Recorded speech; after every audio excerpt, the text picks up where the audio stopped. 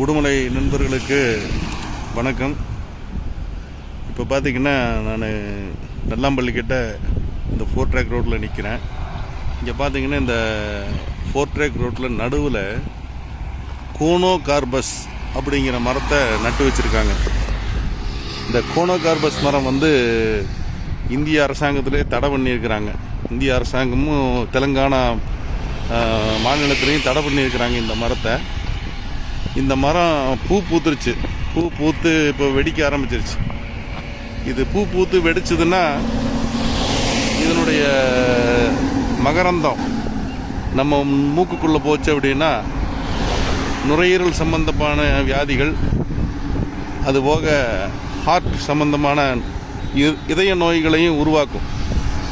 அதுபோக நிலத்தடி நீரை பல லட்சம் லிட்டரை உறிஞ்சி சாப்பிட்றோம். வறண்ட பூமி ஆக்கிடும் இந்த இடத்த. நம்ம பொள்ளாச்சி நல்லாம்பள்ளியில் இதை நட்டுருக்குறாங்க. இங்கிருந்து பார்த்திங்கன்னா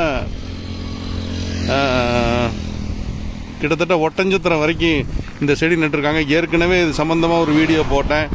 யாருமே இதை கண்டுக்கலை.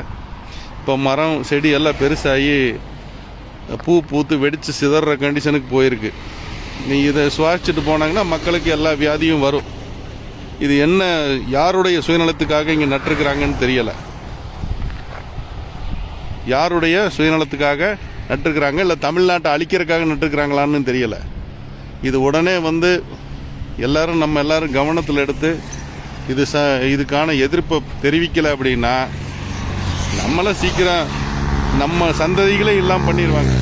அவ்வளோதான். யாருமே இதை பற்றி கண்டுக்க மாட்டேங்கிறீங்க. இதோட 2வது தடவை இந்த வீடியோ போடுறேன் நான். நன்றி.